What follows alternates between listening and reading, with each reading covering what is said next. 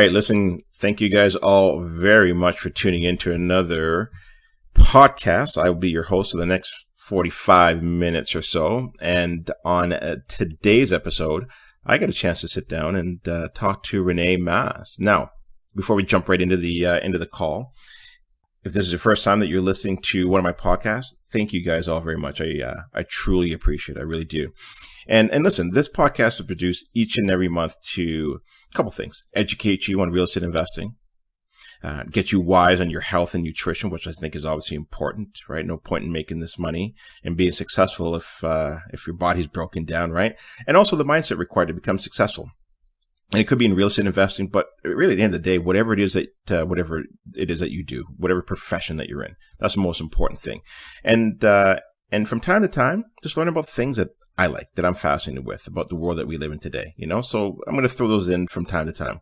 Now, do me a favor, please visit my website at smarthomechoice.ca, and I'll tell you why. A couple things. One, you're going to learn about all of our upcoming events that we have. And number two, when you get there, and you put your email address in, here's what I'm going to do for you guys, okay, just for visiting.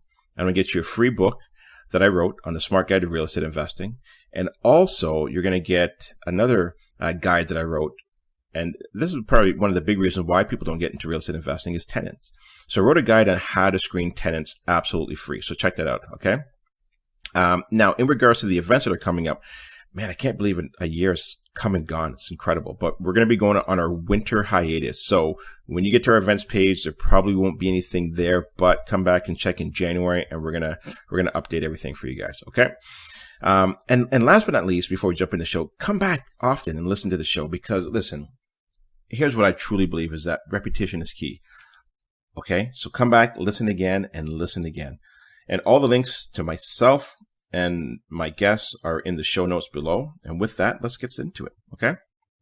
So like I said, I had a chance to sit down with Rene, and, back in 2008, when the stock market crashed, Rene himself was just really fed up with the volatile market and the poor returns, and his, where was retirement, same as we're going. It obviously wasn't going in the right direction.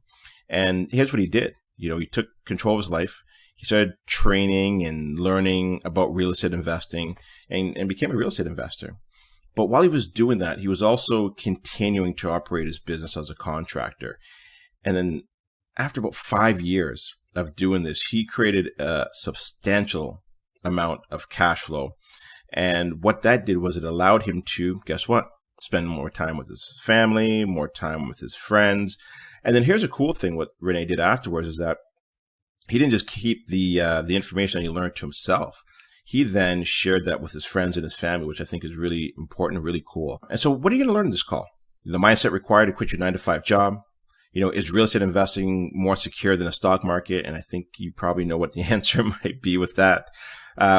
One of Rene's favorite places to invest, and why? Why is he out there investing there? You're going to want to know about that. How to have a conversation with a potential joint venture partner, because I think that's such an important skill set to learn, because listen, we all eventually hit that brick wall, and you've got to learn how to have that conversation with a joint venture partner if you want to continue to move forward. The best advice you can give your teenage kids, I think, is really important, because this stuff is just not taught in school. So, we got to be able to share that information with the kids that are coming up. And should you invest with your family, or should you stay far away? Interesting question. And listen, we're going to talk about a whole lot more than just that. So sit back, relax, and enjoy. And I will talk to you guys next month. Take care. All right. So on the call today, I've got Rene Masse. Rene, are you there? Yes, I am. How are you, Gary? Beautiful. I am great. You know what? I'm actually excited to do this podcast with you. I've heard some great stuff about you. And I think we had a chat about a month ago or so. So I've gotten to know you a little bit better. But why don't you let the audience know a little bit more about who Rene is, where you came from, what you're doing before, and kind of where things are right now. Sure. Thanks, Gary. Thanks for having me on the show. It's quite a pleasure. And I've heard a lot about you as well. I think what you're doing is quite wonderful. So that's great. Well, thank you. Where I come from, I'm born and raised in Toronto, but I live in Kingston. I live in Kingston because of the the student rentals. That's what I do well, are student rentals. And I got into it. I was a teacher. I went to Queen's, became a teacher, a French teacher, if you can imagine me as a French teacher. It was horrible. I really did not like it at all. So I quit. I really quit early on and ended up being a contractor, oddly enough. This spirit of being an entrepreneur was early in my career. I never really wanted to have to be tied down, or always wanted to have a bit of freedom and control over what I wanted to do. And then became a contractor, and then noticed that I was actually helping others build their portfolio. And then bit by bit, I started acquiring properties as well as a contractor. I still own the business, but it's more of a painting business, a flooring and painting business, which I subcontract out a bit more. But once again, most of my time is spent on real estate, raising capital, mentoring people, and finding deals. Okay, so what was it you didn't like about the teaching thing? Was it just the 9 to 5? It was what I didn't like about the teaching was the subject. I speak French. I'm from Toronto. It's an odd thing. I speak French. I'm from Toronto. My parents were from Quebec, so so I spoke French in the household, and I wasn't very fond of teaching students how to speak French, especially if they really didn't care for the subject. There was that aspect, but also I wasn't necessarily the type of person who was drawn to the security of becoming a teacher. I mean, there was a lot of people who were like, oh, great, I'm a teacher. It's as if they won the lottery. You had the summers off, you had the benefits, and the nice pension. I really didn't care for that. So when I quit, people really, especially family and friends, were like, what's up? It doesn't make any sense. Like, this isn't the way to go. Like, what's wrong? I mean, you had it all. And obviously, quitting, it wasn't the easiest thing. I mean, quitting was easy, I think. What came afterwards really wasn't the easiest thing. It was rough. You know, you leap, you make that leap, and then most people think when you make that leap, you're going to go up. I mean, you go down, and then you kind of reassess it, and then you work your way up. But I've always had that belief that I could make this. This could work. It wasn't. There was doubts along the way, but there was still that belief. It was very strong belief of abundance, and that yes, I can buy real estate, fix them up, rent them out. It wasn't. I can see it with other people. My own father did a bit of it in the '80s in Toronto, so I always had the belief was there. That's important. Okay, so you go from teacher, then you go to contractor, correct, and then you get to the real estate investing piece. Okay, so that's right. Help me understand, and I guess also the listeners as well, to that mindset, because that's the hardest thing, I think, for a lot of people that, they listen to these podcasts and they hear these stories of, oh, well, I was able to quit and then I got into this. But what is that mindset? Like, were you listening to podcasts, or, what were you doing? There were no podcasts back then when I quit. Okay, fair enough. I don't feel that old. Overall, podcasts are fairly recent. True enough. The mindset. I would say, as I've tried to have people become like people. I've tried to help people become entrepreneurs, and some I think you're born an entrepreneur. You got to have it deeply rooted somewhere. And most entrepreneurs start usually in their teens. They start, the lemonade stand, or I was trying to resell tickets in Toronto. That was my start of it. I did rickshawing as well. But I think an entrepreneur either starts when you're either in your early 20s, or you become an entrepreneur when you're 40. You got the midlife crisis. Those are the pivotal parts. Majority of people start those times. So you've got to start it when you're young. And I started when I was young. I didn't have any dependencies. I didn't have a mortgage. I can move at a drop of a hat. I could just throw everything in my car and just move on. So you've got that flexibility, and my standard of living was fairly low. I didn't need to live in a chateau or anything. I just needed a bed. It wasn't much. So that enables you to start. what helped me as well was that I went to university for quite some time. So during the summer months, I could dabble with the entrepreneurial stuff and then go back to university and then learn some more what I wanted to learn. And then so there was a cushion of, I wasn't just thrown into it. There was still a cushion where I had government loans, I guess, if you want to call it, to survive. But but then again, I did have in the summer months, I was able to pay for my whole accommodations for the whole 8 months. So I worked a lot. Like, I did not stop working in the summer months. Right. Okay. So you think that you're born with it, and maybe I agree with it a bit, because I know when I was in my teenage years, I was always thinking about, I want to work for myself. I don't want to go and work for somebody else. And then somewhere along the way, I had kids, and then I got into this 9-to-5 job, and then I got stuck there. So and then I had to revisit those dreams again, right? So yeah, so I understand exactly where you're coming from when you talk about that, because I do believe that I've always had it in me, but I lost it, and I think that happens for a lot of people as well too, right? Mm-hmm. There are the exceptions, and there's a way of just kind of having both sides of it.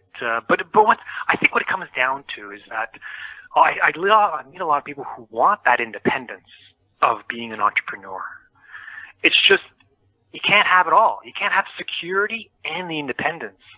You've got to lose that security in order to gain that independence. And then once you move forward, which I've come to realize is the security is just kind of an illusion. Yeah.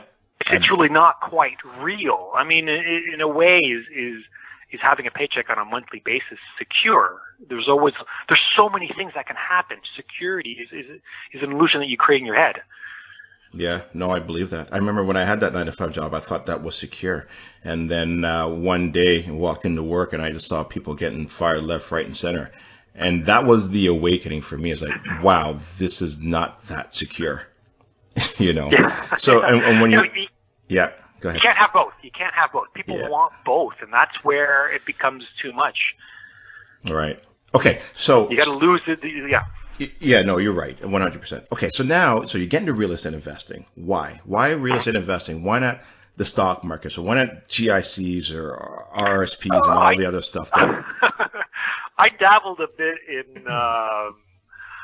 in stocks for a while in the early 2000s, after the crash, or in 2001 or so. But it's the leverage. The leverage is unbelievable. I mean, I was dabbling with my own money in stocks, but I couldn't necessarily. You're working with very little. You can only make so little, and so it was the leverage. I saw the capabilities of leverage with real estate, and then again, I was also a type of person that I was like, yeah, I can do that. I mean, not that I could actually do it properly. There was better people. Either way, I felt comfortable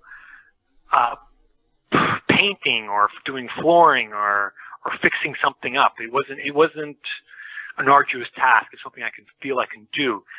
But then again, the one thing that really helped me immensely was I never worked alone. So even though I didn't know how to do the task, and I was telling everybody, all these clients, yeah, I can do that, I can fix that, I would hire people who can actually do the work. Right. So what helped immensely was the ability to talk to people. That helped a lot in my career. So building a team of whoever, real estate agent, mortgage agent, contractors, is that what you're talking about? Yes, that as well, and just meeting clientele that they needed stuff done. I could just say, yes, I can do it, and then building a team to get it done. Right. Okay. From the contractor's perspective, that extends to the real estate side as well. Building a team, getting to know people, but it's really, when people think real estate, they think of buildings, but I find, I'm sure you would find that as well, Gary, that it's more of a people business, where the more connections you have, the more people you know, the different types of people you know, helps you grow. I believe in that 100%, because I know I'm not sure if you know my background, but I used to work at TD Bank as an IT manager there. And then I got my real estate license. And so now I'm in sales, and I know nothing about sales. I've never taken a sales course in my whole entire life. And probably the best thing that somebody sat down and taught me in the beginning is that you don't have to sell anything except yourself. And then once I understood that, I was like, okay, I get it. And I'm sure that's where you're going with that as well, too, is that, it's that people business and selling yourself, right? Yes. Yeah, that's so early on. I was shown. It was maybe a 5-minute course. I was shown how to knock on a door, how to canvas, and I was terrified. Yeah.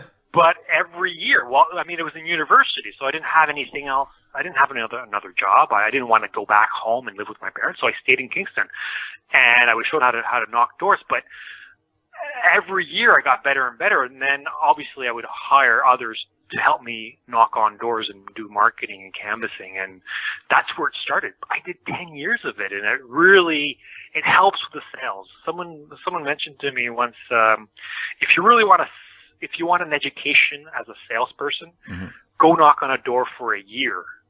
It's like 2 years of an MBA. This is what I was told. I've never really root that route. However, doing 10 years of canvassing and teaching others how to canvass and the script and selling to people and actually living off those sales, I didn't have any other income. Definitely, you learn how to sell. Yeah, and that's going to be a scary place to be. It was like, and that just hit home for me is when you don't have another income. That's it. So your income is based on knocking on these doors. Well, early on, yeah. I mean, that's how I paid my way through university. And then once I left, quitting my teaching job, that was the cheapest, most effective way that I knew at the time how to market myself and grow the business. Right. And it's time consuming, but it's such a learning experience as well. For sure. Okay, so now you're getting into the real estate investing.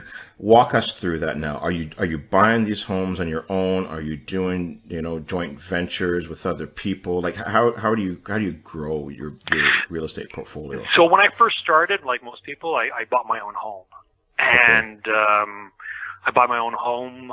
I need to live in it, and it was basically 100% financing. And this is back when? Back in 2005. Okay. I mean, 100% financing. I mean, I got a business loan, and then then business loan was part of the down payment, and then I got the rest of the loan. But I lived with students at the time. So I didn't mind, and I grabbed students that were never there. That really helped immensely. Okay. So I just said, listen, I'm choosing you as a housemate because I know you're only here from Monday to Thursday. You're gone weekends or so. So it was we were 4 in the house, and it was really just two of us. There was just one guy who was a really nice guy who did all the cooking.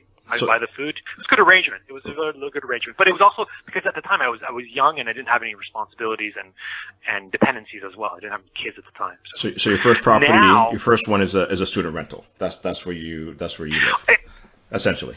Well, it was. I can see being in Kingston for quite some time. I can see how it was the downtown core was growing, and so I bought just within not city limits, but within the student rental limit. And then now in 2018, now it's even more in the student rental area. Right. And I'm the progression of the city. Yeah, and I'm just going to jump in here real quickly because I absolutely love Kingston. Me and my wife went up there last year for the first. Well, we've been there before, drove through it and stuff, but we actually went there to go take a look at a property for a client who was moving there, and then we ended up loving the downtown core. Went to Walmart, bought some clothes, got a hotel, and stayed there for the night. But I love it. It's a great city, and I actually want to invest out there. So it's a quick little plug, I guess, if anybody, or if you're looking for a joint venture, to say Kingston's a great place. Correct me if I'm wrong, for investing. It is a great place. There's a lot of, there's security in Kingston just because of there's a lot of government employees here. Mm-hmm. It's a government town, indirectly government town, but there's also other businesses. There's a Chinese manufacturing business that's putting in $225 million in infant formula. I mean, this is the largest inflow of manufacturing money in Canada. And they chose Kingston for some reason. They're also building a bridge, the third crossing, that's 180 million. So there's a lot of, and Kingston's not that big. It's only 125,000 people. And Queens also has a huge amount of influence over Kingston. So that brings I've indirectly survived by feeding is probably not the word, but even as a contractor and as an investor, students bring in so much money into the city. Oh, for sure.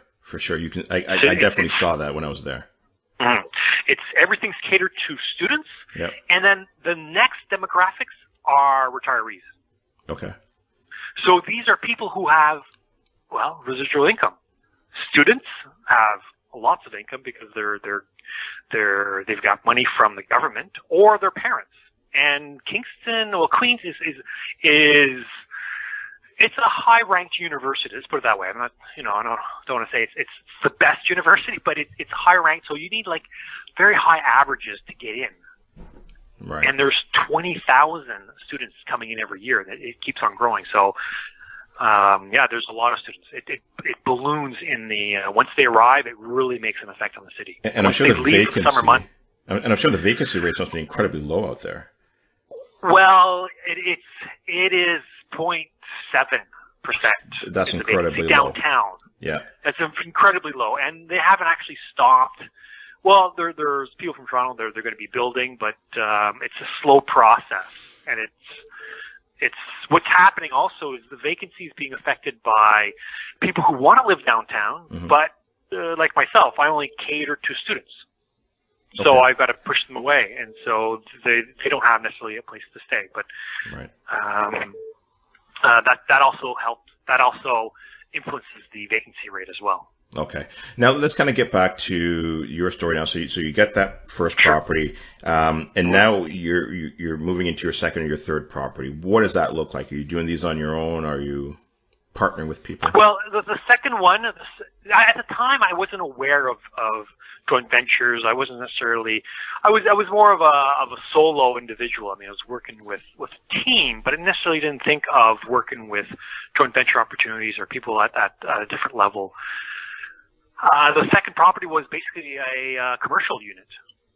Okay. And it was a commercial unit. I picked up I was fairly busy as a contractor, and at the time I was still doing a lot. I was still on site. Now I'm no longer on site. I've got some employees that I've known for many years, 7-8 years, so they deal with the management of it. So at the time I was still doing a lot of it, being there, organizing, managing. And I picked up my real estate license in the winter months when it slows down. Okay. So I could see there was a property that was up for sale for 4 years, and it was vacant for 2. So they really, really wanted to sell it. And there was a few issues. There were high taxes. There was terrazzo floor. It was a nice commercial building, and there were doors everywhere. And there was a leaky roof. So they kept on dropping the price, $40,000 each and every year. So as a realtor, I could see this, and so when I made the offer, I didn't even call the listing agent. I just sent an offer, and I dropped it $40,000. And they were stunned. They were stunned. Right. I was stunned when they actually accepted. I wasn't all that surprised they accepted. And but the bank was like, "Wow, you bought this for land." Mm-hmm. So that definitely helped. So we started working on it, and we put a fairly amount of money into it. At the time, it was more than I was comfortable with.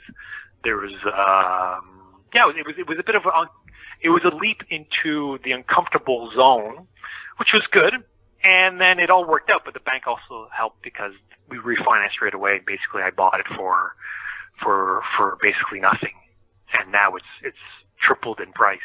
Wow. So that was a bit of a home run. I mean, they're not all like that, but having a contracting background definitely helps to acquire properties in which I can make the decision right away. It's not going to be a problem. One house we bought because it was a foundation crack. We saw it. There was no big deal. The bank freaked out. They saw it on the inspector report, and this inspector report was online, so they can see all of it in detail. It says cracked foundation, and so we lost our funding. We lost a lender, and that's where we were introduced to the beautiful world of RSP mortgages. At the time. Okay, and then so now you get private. private. It was a bit stressful. Yeah, right. That's exactly. We started off with private. Okay. I mean, it cost us what, $3,000 to fix the foundation. Like I knew the guy who was doing it, so it as a contract in the contracting world, you meet other people, you hire a few people, and so it's pretty small as well. So it cost us $3,000 to fix it, and then we moved on. Got obviously the financing from the hard money lender, and then just refinanced it 3 months later with a bank. Okay, so then at what point do you get your first joint venture partner? Like, how many properties in are you where you're like, okay, I'm tapped out now, and now I need to leverage? Generally, it happens after 5, 6. It's the debt, obviously, the scary is, the debt service ratio is out of whack. They don't take into account all the gross income coming in, or they take half of it. Yeah. And so I got to look into other means. So that's what kind of reached out a bit. It was the Canadian Real Estate Wealth magazine. I can see some people doing other things, and I was reading about other people, and at the time I didn't really quite believe it, because it was, it's in a magazine, but once you meet the person. So I attended a workshop, and it was all about joint ventures, and I was amazed that this individual had done it. He told me, listen, if I can do it, you can do it as well. These are the steps I go about it. So that definitely helped. And when is this, Rene? What year is this, Rene? Approximately. That's 2012. 2012. Okay. Yeah. And so this is when you first start looking into joint ventures. That's right. Okay. And it doesn't occur like right away. I mean, there's a lot of steps along with it. It doesn't. I mean, you start off with family and friends, but there's. You got to have a bit of backing as well, credibility. Show what you're doing, and what you've done in the past. That helps immensely. And how did you structure this first one? First one is 50-50. Okay. 50-50, and so it's, as you know, it's they're on title. Yep.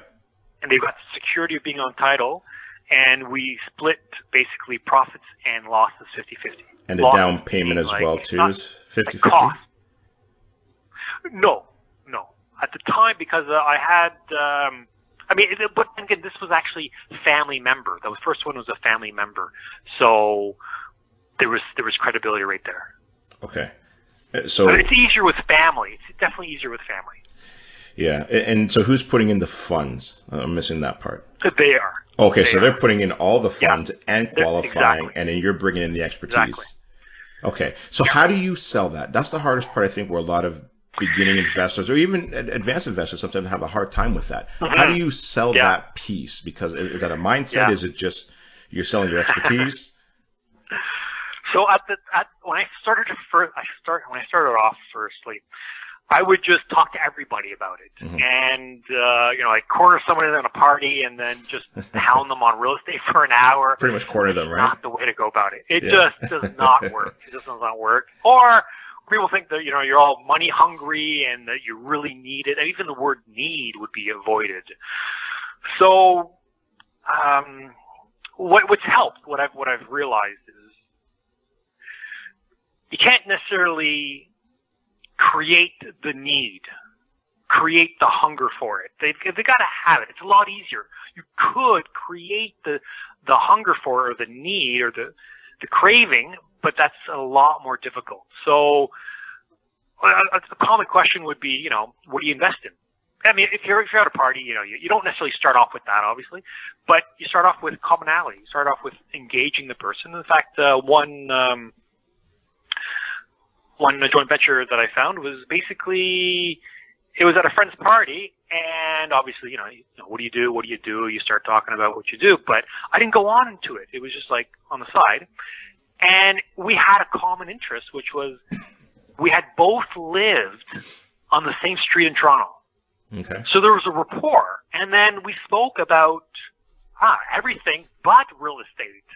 There was engagement with the other person. I liked him, he liked me. We laughed a lot. And near the end, there was a couple people who came up to me and goes, "Oh yeah, you need to see his stuff, or you need to know what he does." So that also helped as well. I didn't necessarily pay these people; they just come to me, and they said, "Oh, you got to watch this video. Look what he's done." And then bit by bit, he wanted my card. I was like, "No, just go online." And by not kind of giving it all to him, he wanted it more. In a way, it was that helped. So what I would suggest to people starting off for joint venture is you need a bit of a hook to use. I don't necessarily like the word to use a hook, but there's lack of a better word. The hook is probably the best way, because you gotta just throw it in there, just kind of like a little nugget. They go something that shines for them, something that goes, "Oh yeah, that I can actually use that. That could actually help me." So a common one would be something like, "Well, what do you invest in?" And then you say, "Well, are you happy with those returns?" And generally, if they're happy, you're not going to convince them. And then again, convincing them is not necessarily the right way to go about it. You don't even introduce it. But if they're unhappy with it and they start complaining on it, well, that's start in. And then the next step is, what I've noticed is to talk about their goals, talk about what they want. And that's a bit more challenging, because a lot of people, then again, you don't want to be saying this at the party. Sometimes I'll say, "Well, let's set up a meeting. I got a little presentation I can show you and get an idea of, maybe we can help you with those goals that you want to reach," or you give a few numbers here and there. But I try to avoid the numbers. But just getting to know the person is definitely helpful, and you're educating them rather than selling, and you're hitting on the emotional side of things rather than on the numbers. I everything you said there makes 100% sense. And really what you're doing is you're kind of shifting the conversation from yourself to them, right? Where it's, "Hey, what's going on with your investment? What are your goals? How are they emotionally feeling?" Right? And I think when you kind of go up that tree, I think that's at least from my experience, that's what I found work, because I screwed this stuff up for the first couple years, but at least a good solid year, because you're always trying to sell something. Right? Yes. So I've failed numerous times, lots of conversations, but it's the failures that you learn from. Yeah. One thing I'd also like to add is it's a question of also listening, asking the questions and listening. I tend to be the type of person that I feel like I talk for hours and meet a person who's really quiet, and I'll just ask them a few questions and go on and on and on. But you need to ask the questions and listen carefully, and ask a few more questions without interrogating the person. And then it's a build up a relationship. And then really, when they realize that you are the person that can help them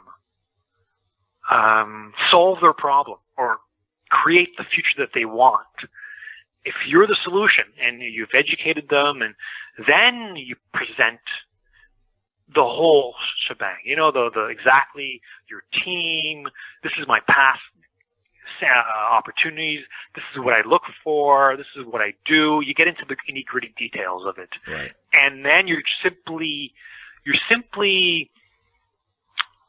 educating them, but it's also a question of, deep down, it's a question of creating security, that they know this is going to be okay. This is actually going to work, because it takes a bit more time.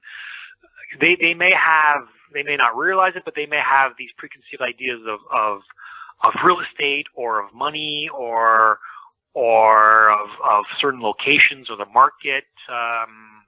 So you need to kind of deeply get slowly into what they may be, unveiling a bit of what they're thinking and just putting them off to the side and comforting them and realizing this is a safe investment. You'll be fine.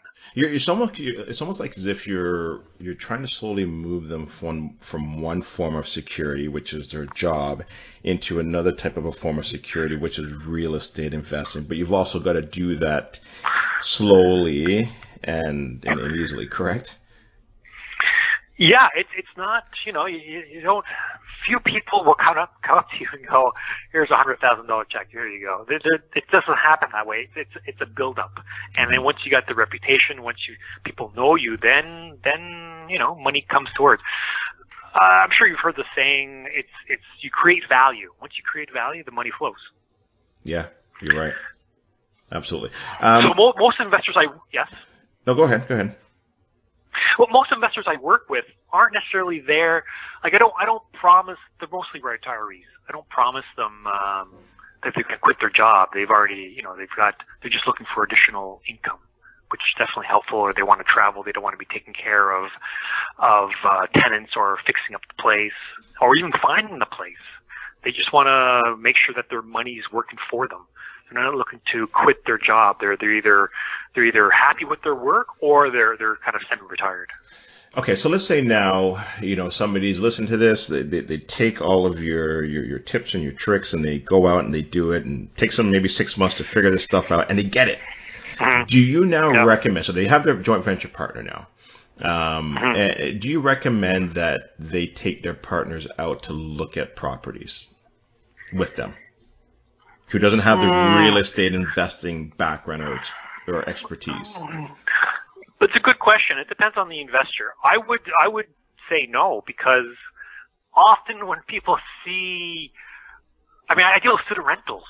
Okay. The students are happy sometimes living in like I would say, Phil. It's just they're busy studying. So if you bring an investor on a property tour, they may have an idea of what their living standards. It has to have this or that. They may not see the potential. I bought a place a while ago. It was there was water in the basement. It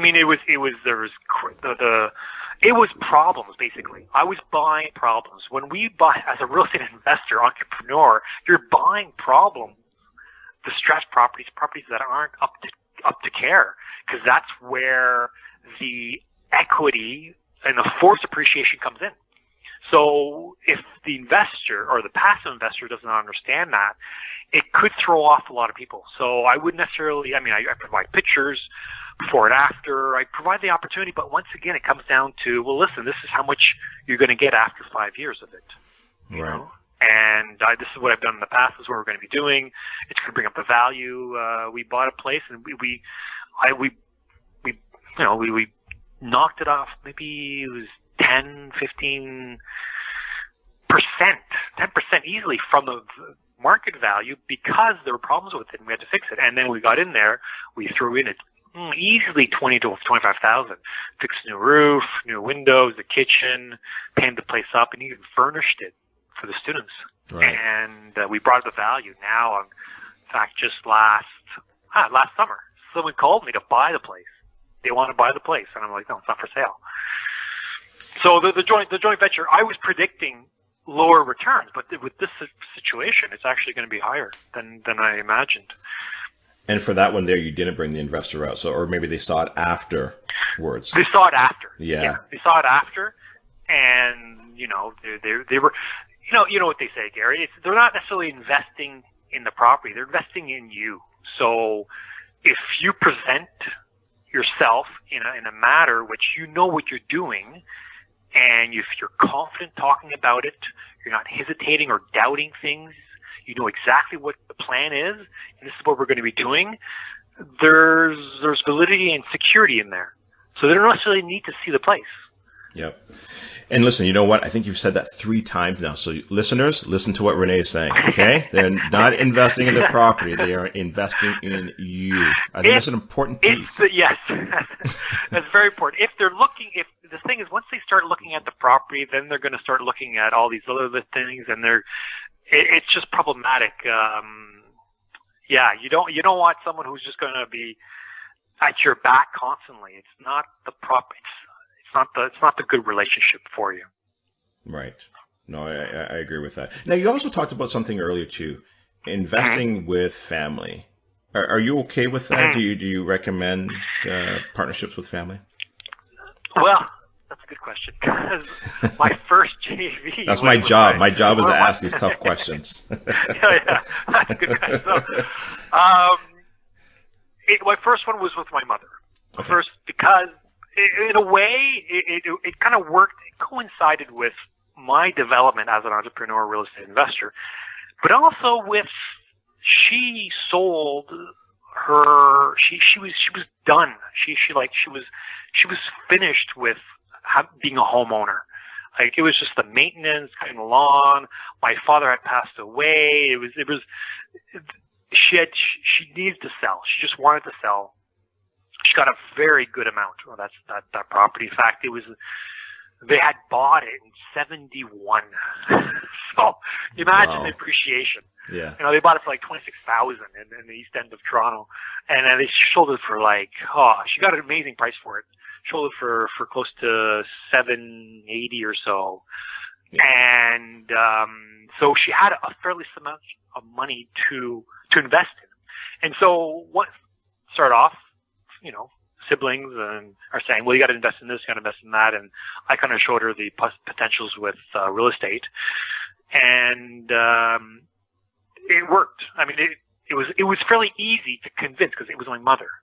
And second of all, my father had invested in real estate as well, so she saw the benefits that we had as a family. I mean, I attended private school. We went to France as a family for a year, and this is all because it wasn't my father's government job. It was real estate that enabled us to live well as a family. So that was my first GV partner, was my mother. Right. And so I've had to change the relationship.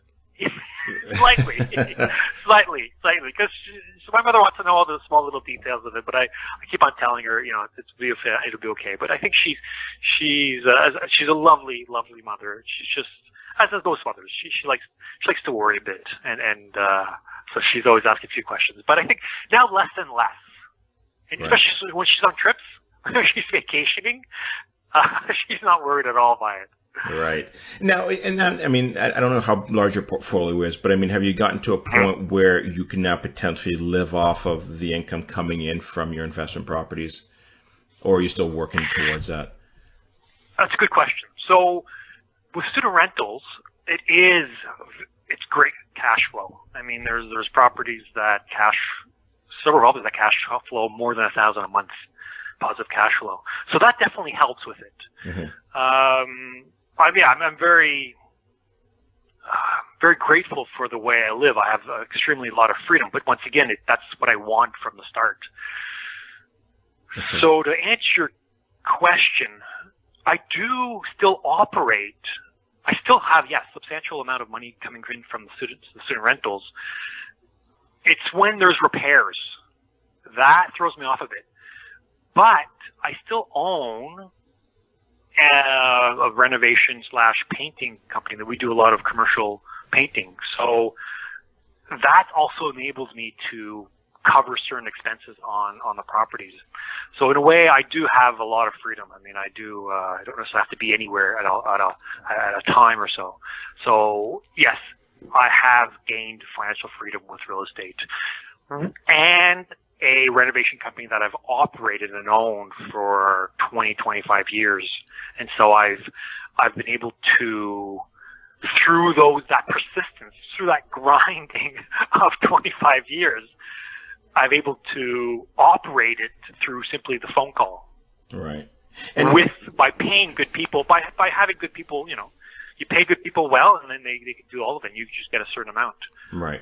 And I'm sure you're going to continue to purchase investment properties. And I mean, knowing the type of person that you are, Rene, you would probably still continue to do what you do, because I think you've now fallen into your passion. I think you're also doing your own podcast as well, too. So this is something that you enjoy doing, correct? Very much so. Gary, I have no interest in retiring.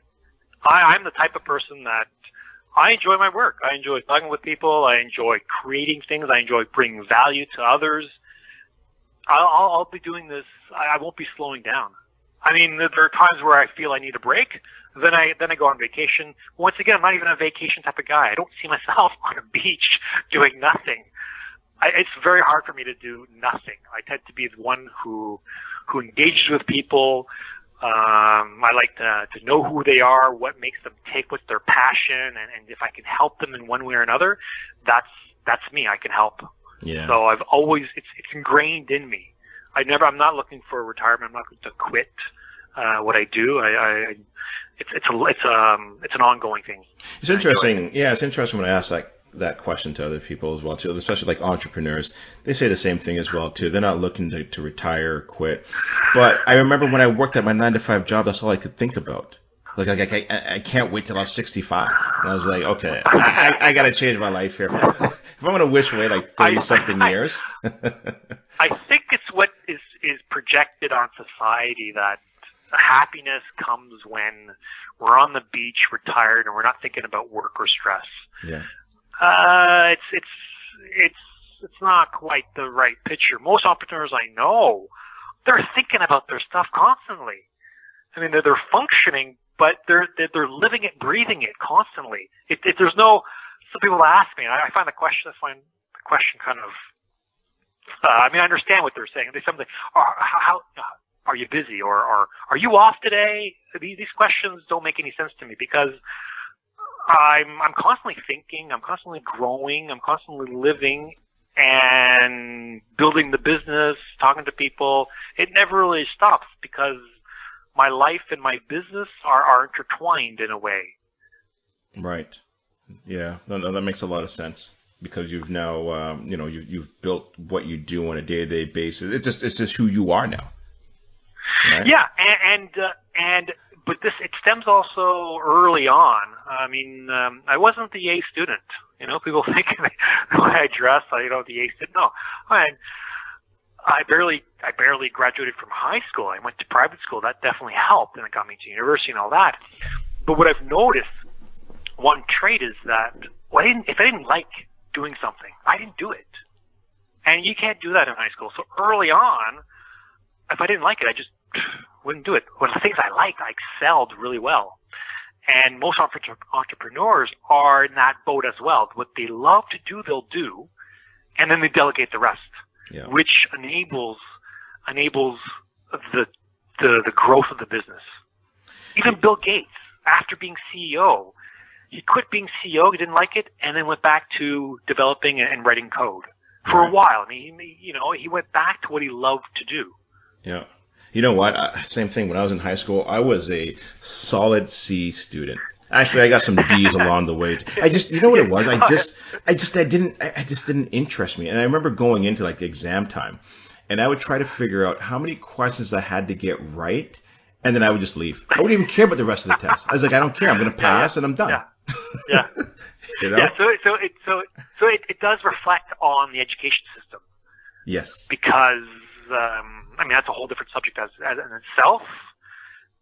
But there's something to be said about encouraging someone to, if they like doing something, encouraging them, and then they become so much better. I did a speech a while ago at St. Lawrence College in Kingston. I knew the professor. She said, "Come on in." She does business. She teaches business, and they wanted me to speak about money. They wanted me to speak about real estate, and when it came down to it, is like, wait a second, all this audience, they're 19, 20, they're 21, they're just starting off their life. I'm not going to tell them about real estate or JV partnering or details of managing students. They don't really care for that.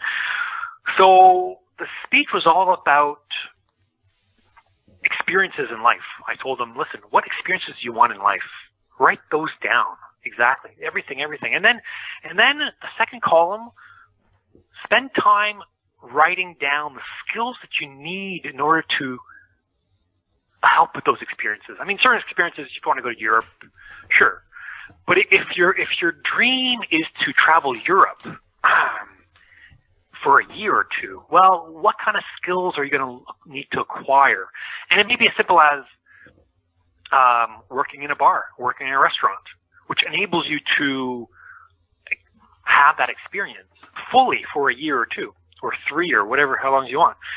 And then, so once you've got that list of experiences, once you have those skills, choose 2 skills, just 2. The rest, just throw them off. Life's too short. You can't elaborate on all skills. Choose 2 skills that you are very good at, and just do those skills each and every day. Become the expert in those 2 skills. Combine those skills together if you can. And by repeating it, by doing it every day, you're become above average, to the point where you'll be sought out for. And then, once you got those 2 skills, public speaking. Throw that in there, and then you're fine. Then, as an entrepreneur, whatever you want to do, you'll excel. And with public speaking, it definitely helps to grow the business as well, and to speak to a wide audience as well. So with that, the next step is basically making a difference. Making a difference to your community, making a difference to society, making a difference to others. How are you going to help others with those 2 skills? So find the experiences, focus on just 2 skills with public speaking, and then how are you going to help others, your fellow person, your fellow human being? I love that. That's a, you know what? That's a fantastic way to end this podcast. That is beautiful. Solid. Now, before we do though, because you know what? I love that advice, and I like the fact that, just focus on those 2 skills. I think sometimes people just get so overwhelmed and they're trying to do this and trying to do that. But I think that's important. And then also too, that communication piece, right? And when you can master that piece with those 2 skill sets, it makes so much sense. So thank you for sharing that.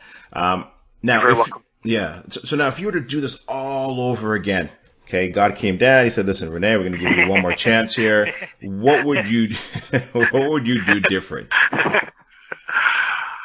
Absolutely nothing. Really? Okay. I had to go through certain things. And then again, the reason I say absolutely nothing is because I try not to, I don't live in the past. I'm moving forward, or I'm in the moment. I had to go through certain things I had to go through. It was simple as that. I had to learn. I think it also goes to show that certain lessons that we learn, we need to learn them until we've learned them well. And so if we're repeating the same lessons, well, you gotta take some time and kind of reassess it. Go, why am I always going that same problem? Why am I finding myself in the same situation? Mm-hmm. So if you want a simple answer, I probably would have started off doing joint ventures earlier than I had started. That would probably be one. I wrote the article for the Canadian Real Estate Wealth magazine. In it, I said, start the JV process right away. The moment you're convinced about real estate investing as the way to create wealth, start on the process of joining partnerships, because with real estate, as I mentioned, it's a people game, if you wish. I agree with that. I mean, this is a business that you can't do on your own, and I think the quicker that you're able to learn how to leverage other people's time and money through joint ventures, I think it definitely makes a lot of sense. So that's good advice. So Rene, listen, with that. Well, what's the name of your podcast? So if people are listening and they want to listen to your podcast, where do they go for that, and how can they listen? Everything's on my website. Okay, which is? It's Real Talk Real Estate Radio Show. You go to Google, type in Rene Masse, everything will come up. My website, getbetterreturns.com, goes up. So everything's online. Okay, and that's the best way for people to get a hold of you as well, too? Just doing a search on your name? Search on my name, and then once you get onto the website, my phone number's there, my email's there, and I personally reply to all the emails, and I definitely take the time to meet others and actually share what I can with them. Perfect. All right, Rene, listen, thank you very much. I actually enjoyed this call today. I actually learned a lot from what you had to say as well, too, and I'm sure everybody else did as well. So thank you very much for your time. I appreciate it. Thank you, Gary. All right, Rene, take care and have a great day.